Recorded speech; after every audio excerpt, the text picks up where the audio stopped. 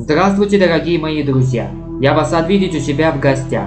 И сегодня мы с вами вновь продолжаем изучать и расследовать различные крипипасты. Сегодня мы с вами рассмотрим следующие крипипасты. Их список вы прямо сейчас видите у себя на экранах.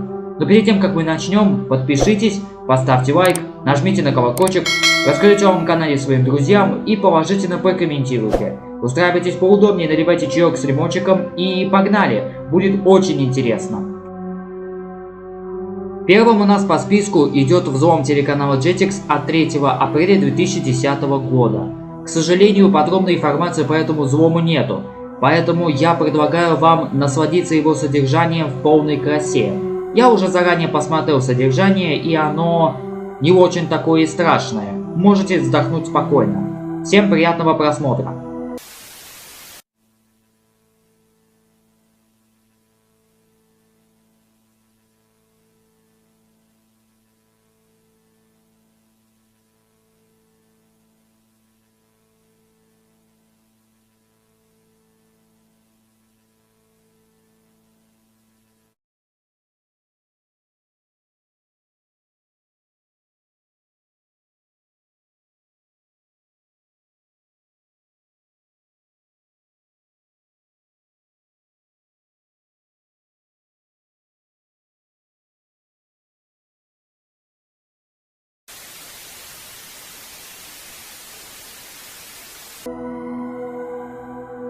Следующим у нас по списку идет взлом телеканала Карусель в 2014 году.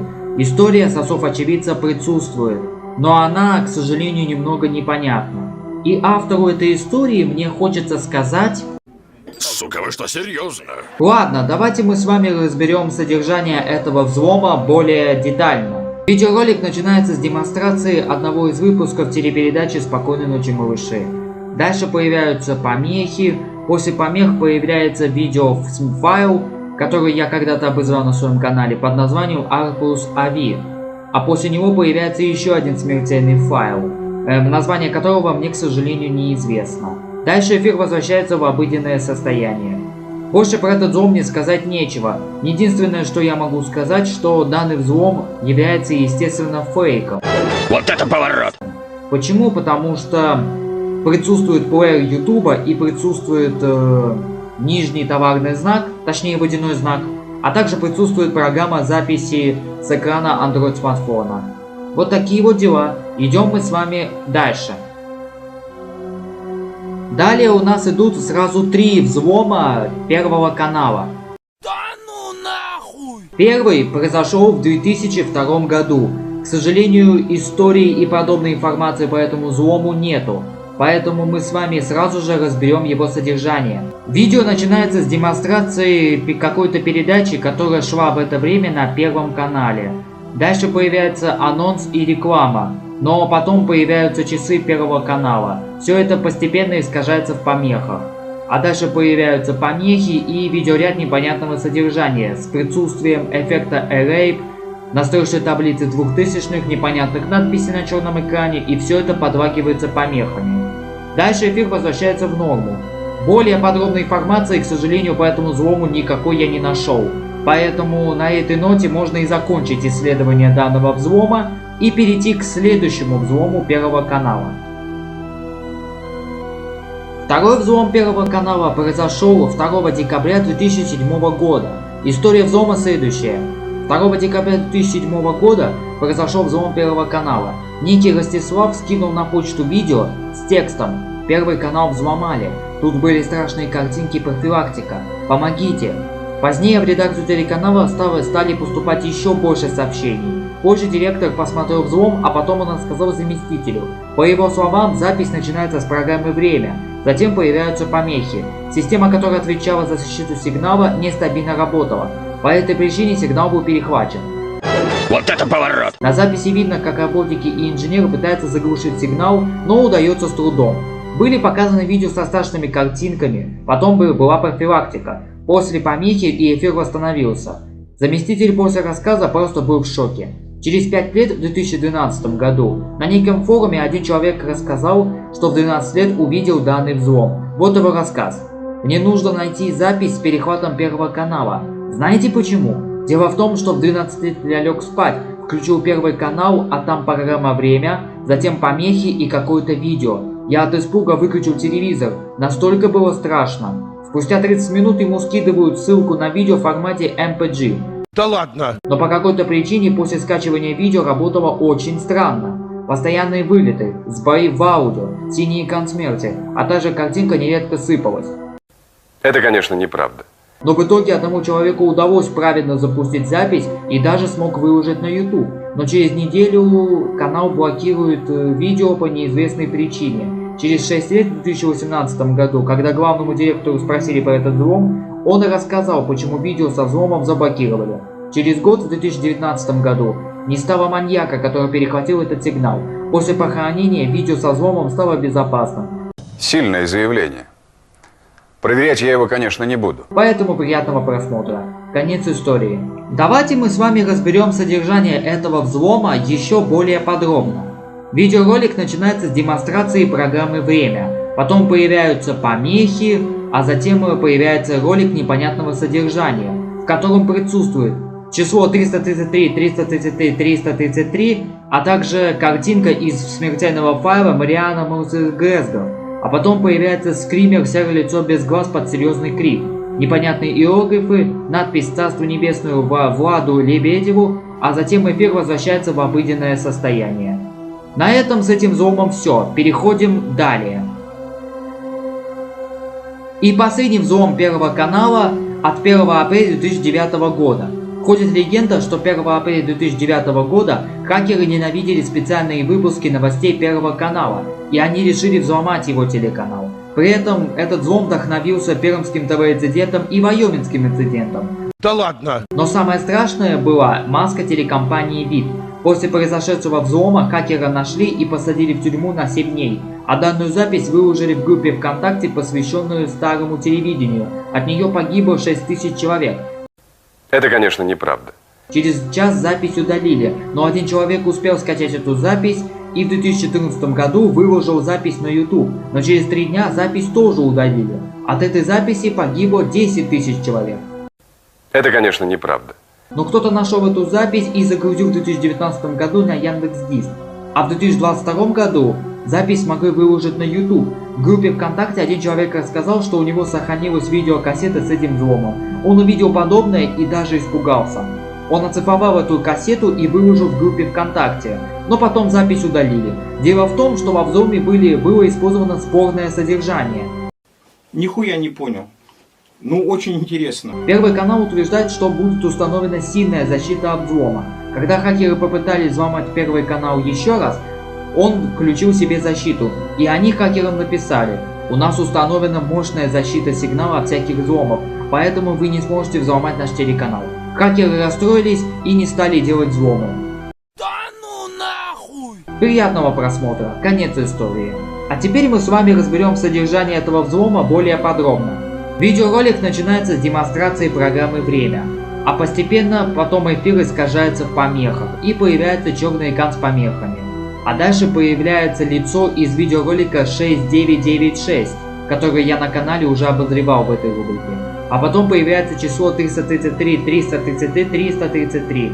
Потом появляется настойчивая таблица времен ОРТ 2000, снова лицо из 6996 и оттуда же надпись. Теперь ты можешь потерять все. А потом надпись из известного мема. А я не понял, что вы делаете в моем холодильнике. Вы что, хотите кушать? А потом появляется мультик «Три кота» в красном фильтре. А потом появляется синий экран Yours 404, ошибка декодера. Маска телекомпании ВИД, скример, серое лицо без глаз, и эфир возвращается в обыденное состояние. А далее у нас идет марафон взломов телеканала СТС. Первый, к сожалению, не имеет даты, времени, истории и подобной информации. Поэтому я вам предлагаю насладиться его содержанием в полной красе. Нужные шины? Зайди на Дром. Дром покажет. Большой выбор. Дром покажет, где лучше цена. Дром рулит.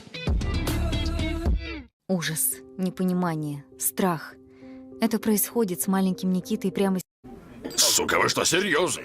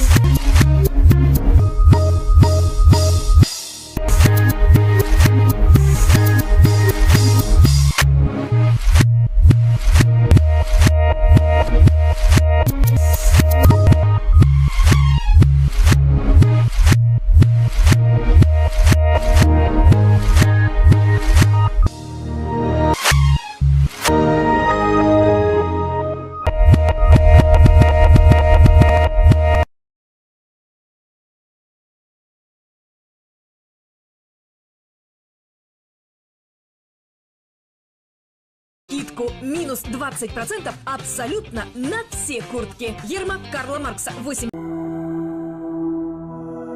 Второй взлом телеканала СТС произошел 2 апреля 2004 года. У этого взлома также нету истории и подобной информации. Поэтому я предлагаю вам насладиться его содержанием в полной красе.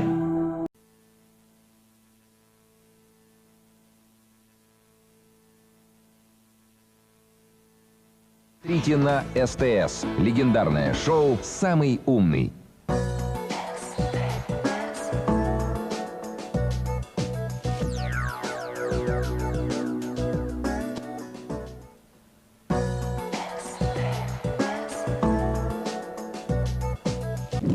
По будням она может быть нежной и обольстительной. Ничто человеческое ей не чуждо. Но слабость и беззащитность не ее профиль.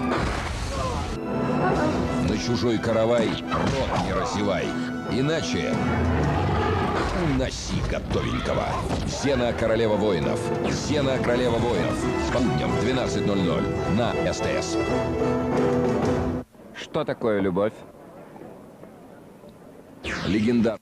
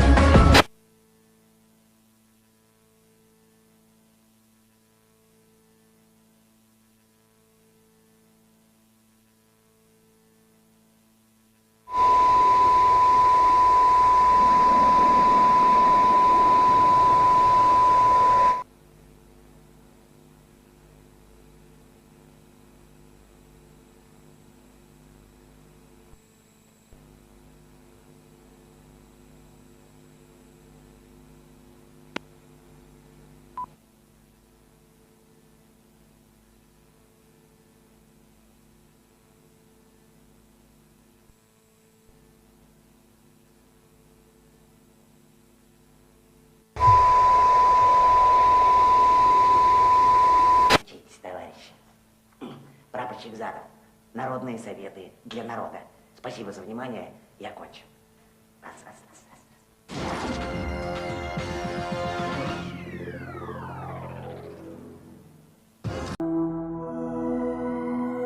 3-й взлом телеканала СТС произошел 29 октября 2006 года. История идет со слов очевидца. Здравствуйте, меня зовут Кирилл, мне 14 лет. 29 октября 2006 года в 6 утра я записывал выпуск новостей, как вдруг после заставки появилась настройка таблица. Я подумал, что сигнал барахлит, и я не удивился. Потом появилось какое-то видео со страшной картинкой и еще с пронзительным криком. Дальше появилась настойчивая таблица, и после нее появилось видео какого-то непонятного содержания. После этого появилась настойчивая таблица, и дальше эфир продолжился. Через несколько дней я узнал, что СТС Геймбук взломали. Теперь уже бывшие работники телеканала СТС Прима. Они признались, что данный телеканал им не нравится, и их посадили в тюрьму на 16 лет. Конец истории. Теперь давайте мы с вами разберем содержание этого взлома более подробно. Видео начинается с демонстрации выпуска новостей, а потом появляется настойчивая таблица, и дальше появляется видеоряд профайл demerit.jpg, который я уже обозревал в этой рубрике. Данный видеоряд, кстати, частично похож на видеоряд из взлома телеканала СТС Сыктывкаре от 27 сентября 2012 года, который я тоже обозревал на канале. Только вместо страшных картинок и файла DS112GPG здесь присутствуют фотографии танков, смайлики всякие и так далее и тому подобное. А дальше эфир вернулся в обычное состояние. Больше подобной информации по этому взлому у меня нету. И у меня есть такое ощущение, что данный взлом был сделан одним из олдов нашего канала. Едем дальше. И последний взлом телеканала СТС от 1 сентября 2010 года. К сожалению, данный взлом не имеет подробной информации и истории, поэтому мы сразу с вами же разберем его содержание. Видео начинается с демонстрации мультфильма «Маша и Медведь», но сюда вставлять фрагмент этого мультфильма я не буду, так как мне могут страйк на видео кинуть, а потом перезаливать все по новой, а у меня нервов на это не хватит. И больше ничего не появляется в этом взломе. Только маска телекомпании «Вид», текст «Не бойся» и все, больше ничего. Сука, вы что, серьезно? А начало и конец это видеоряд мультфильма. Вот такие вот дела. Ладно, идем дальше. Следующий взлом произошел на телеканале ТНТ в 2003 году. К сожалению, подробной информации об этом взломе у меня нету. Поэтому я вам предлагаю только одно. Просто насладиться содержанием данного взлома во всей его красе. Сухарики 3 корочки. 3 корочки не дают умереть от голода. Реклама на канале ТНТ. Сухарики 3 корочки спасают от голода. Голод продолжается. Но ты можешь спасти одного из голодающих. Любу Гайкович или Ксению Козлову. Отправь СМС на номер 7710, укажи личный номер участника, которого ты хочешь оставить в игре. Спаси голодающего. Голод продолжается на ТНТ.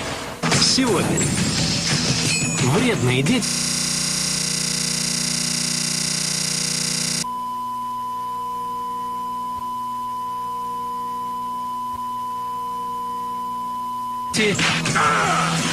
Против Лесли Нильсона. Они не знают, что старших надо уважать.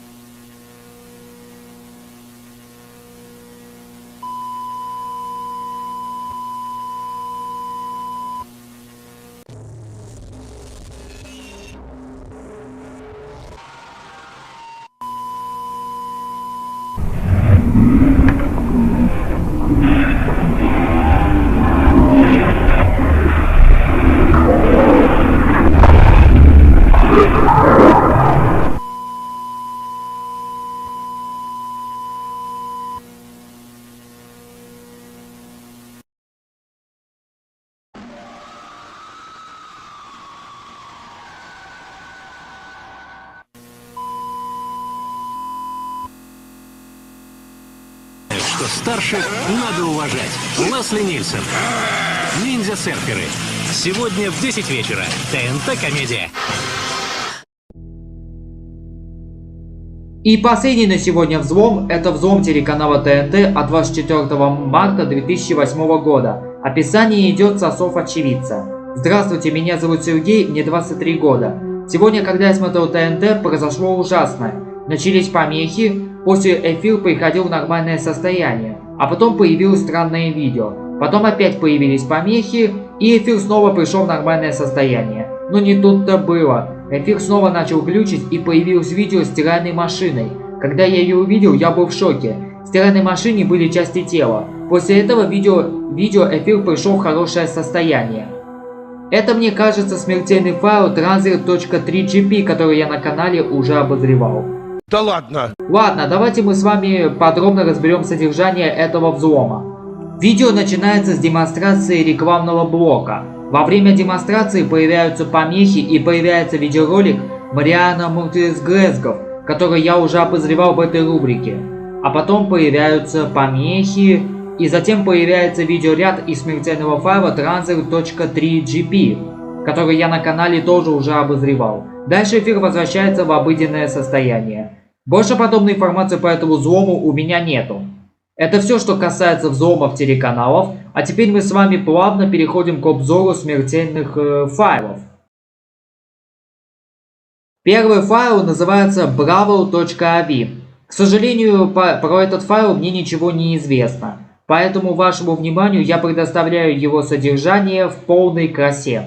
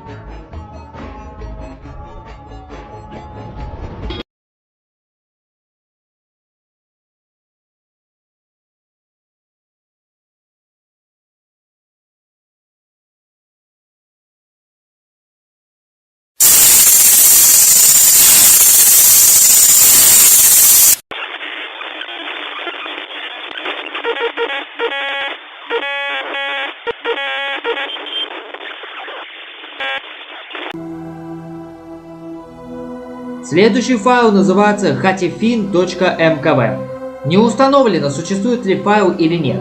По сути, в нем ничего нет опасного. Оно просто может напугать, как и вся неизвестность, что нас окружает. Возможно, единственная копия файла хранится у группы 333. Но и факт наличия файла у них не доказан.